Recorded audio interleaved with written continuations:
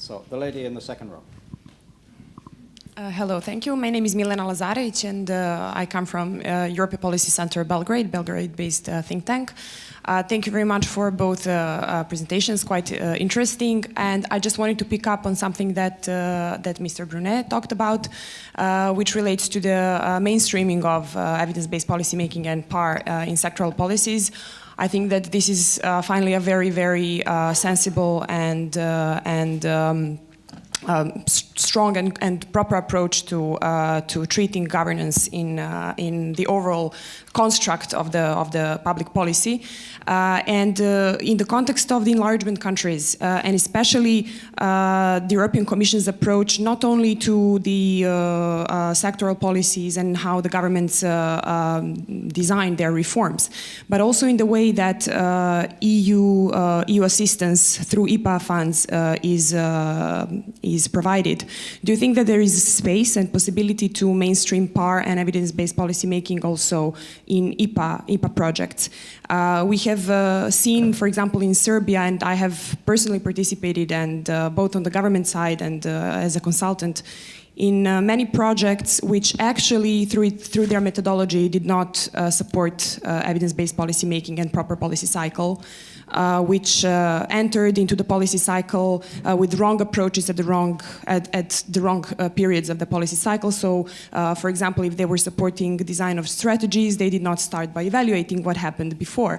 Or if they were there to support implementation, they did not set up proper monitoring instruments. So, is there a possibility to work with the governments in the design of the TORs, in the design of the action documents, to really empower a more mainstreamed approach to evidence-based policymaking and PAR in IPA projects, to ensure also, in the end, the best possible use and the best possible impact for EU taxpayers' money?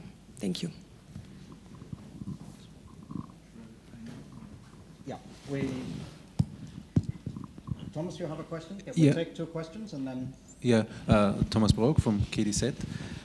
Just one short question. What role play municipalities or local governments, the level of local governments or also regional governments in the planning of the Commission concerning public administration reform? Should we take this too? Yeah. Okay. Yes, this one. Okay. Okay. On the first question. Well, it's clear that we want to, let's say, to make sure that in the planning of the IPA interventions, there is indeed this evidence-based policy. I mean, this is actually reflected in the IPA 2 regulation that we should have this kind of evidence-based approach, and that the governments should have more and more. Well, first that we should have a sector approach. So sector approach means that indeed there must be a good analysis of what are the, let's say, the challenges in the sector, including through proper evaluation or impact assessment of what are the weaknesses in the sector, and on this basis to plan for EU funds interventions. So and then indeed there is, in the context of the regulation, also the regulation foresees that we have to put in place a specific monitoring framework and a specific also linked to the performance framework that is embedded in the regulation. So all this and that we need to have clear indicators with a baseline in 2014 and a target in 2020 at the end of the implementation period. So all the elements for putting in place this framework of evidence-based policy, the monitoring framework, the evaluation framework is here. Now, this is of course at the very high level of IPA 2 intervention, but this is increasingly reflected at the level of each of the interventions. We are doing it probably at this current juncture. We're putting more effort in the cases where we do sector budget interventions, because the amount of funding that we are putting is very high. We are supporting also strategies, and therefore it's only in the cases where there is a clear strategy that and we do more we put more focus in this context.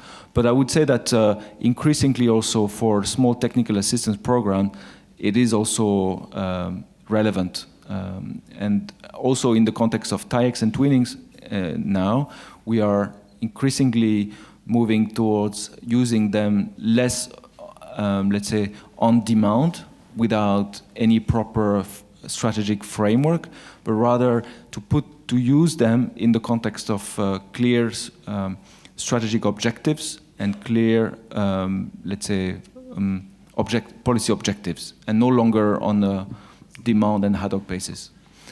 When it comes to the issue of local governments, well, clearly the focus of this approach is on center of governments for the moment. I think that's the priority of the Commission is in the enlargement strategy is really on the center of governments. But it doesn't mean that this framework is not relevant for local governments. I think it is. The same issues are relevant for a large local government like the city of Vienna. It could be relevant for big municipalities in the enlargement countries. But the focus for us at the moment is really on centers of governments, because it's also our main interlocutors from the Europe. I mean, at the institutional level. Okay. In principle, we should break for coffee in a minute, but looking at Thomas, I think if there are some further requests for the floor at the moment, I think we can take one or two more questions. Yes, sir, the gentleman in the front. Well, I guess there's no time for questions, just one small comment. That clearly the focus is on the central government, on public administration reform, and we are feeling it. I'm representing NALAS, the Network of Local Government Association. We are feeling it also in the level of our member associations and local governments. But my comment is that this idea of mainstreaming in sectorial level, it should be expanded also in terms of service delivery level, which is and I'm relating this also to the results of the barometer that we heard from Mr. Svilanovic a moment ago. And these the barometer is measuring the citizen perception and satisfaction from service delivery, from public service delivery. And a bulk of this public service is done at local level. Citizens are living in cities. And so if we want to make an impact, to have better results in citizen satisfaction from public services, but also businesses' satisfaction in terms of business environment and so on, the public service needs to be improved. And if we ignore the services that are delivered in the local government, then it's questionable what will be the impact. No, I wouldn't want to give you the impression that we are not interested to make sure that this is important at the local level. I think it is clear that service delivery is one of the main elements of this approach on public administration reform, and it clearly the message that we are giving to central governments is that this needs to be improved across the board.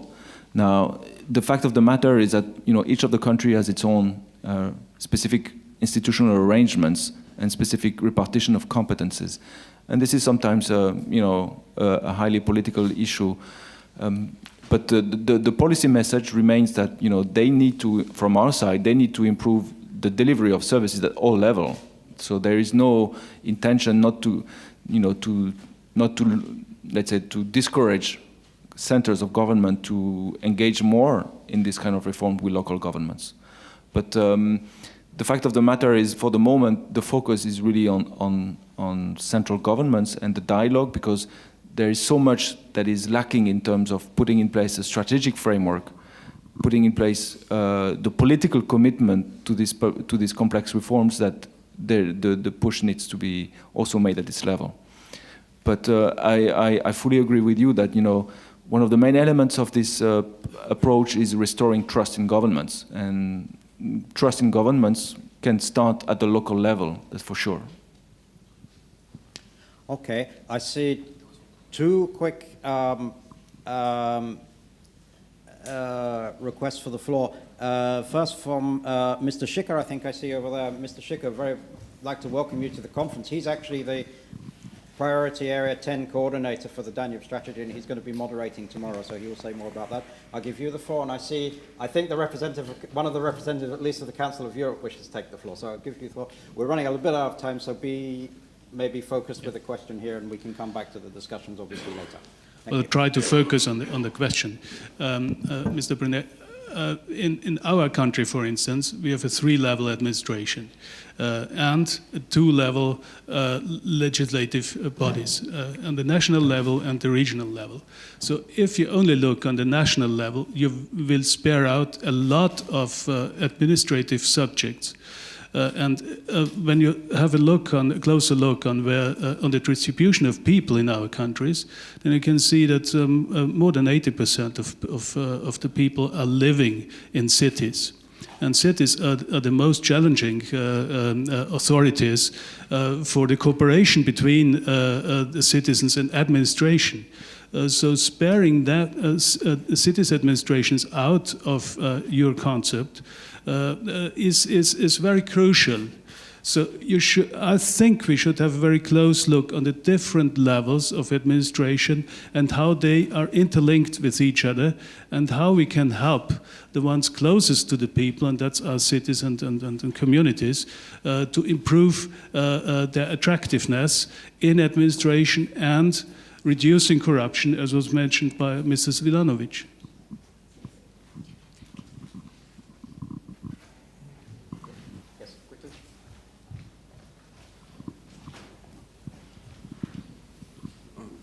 Yeah, good morning. Well, just a small remark rather than a question, and which is totally in line with the previous intervention. As a Council of Europe, you must know that we have a large number of very practical tools developed which aim bringing services closer to the citizens, improved administration at the local levels, and interaction between central and local governments. I will speak about it tomorrow at special time. But now I want to make a specific remark that as a Council of Europe, it's not just like that we're here. We do hope for improved interaction with the Commission in this sector of Danube region in particular, similar to what we do with the Eastern Partnership countries, where the Commission generously supporting Council of Europe within partnership cooperation framework. So we do see more interaction with NALES in particular here in the region of Balkans, and also probably it's a good thing that we are all here on the same line and talk about the same thing, so that we can have a coordinated or better coordinated or more target-oriented coordinated strategy to do the same thing we have an interest in all here present. Thanks. Well, no, just to reply, I mean, there's no at all the intention not to give the impression that we are not interested in local governments. It's simply that it's the focus now is really on central governments.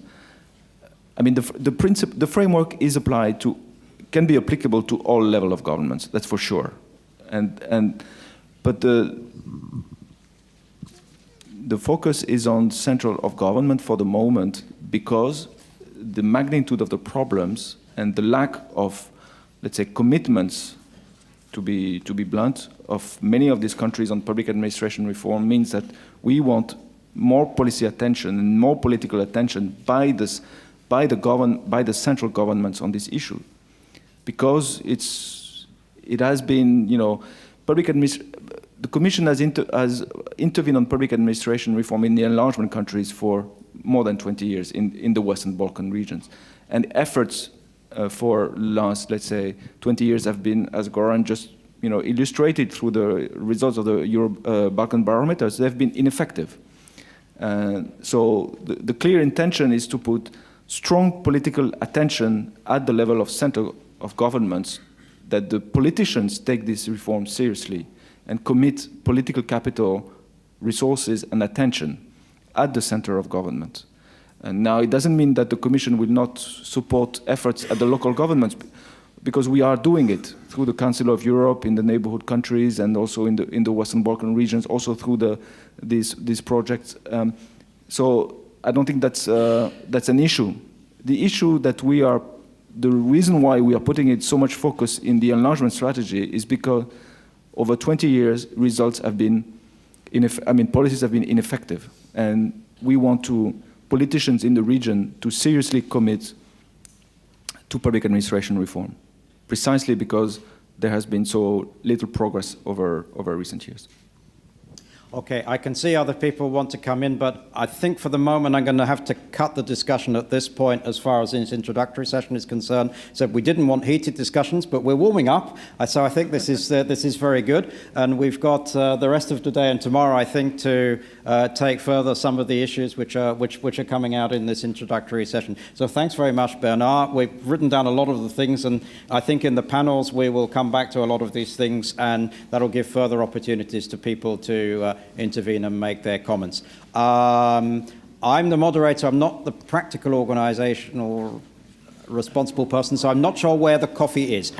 It's over there. So you go out and you go, right, and could we please try to come back for 11 o'clock so that we can start on time for the next session. Thanks very much.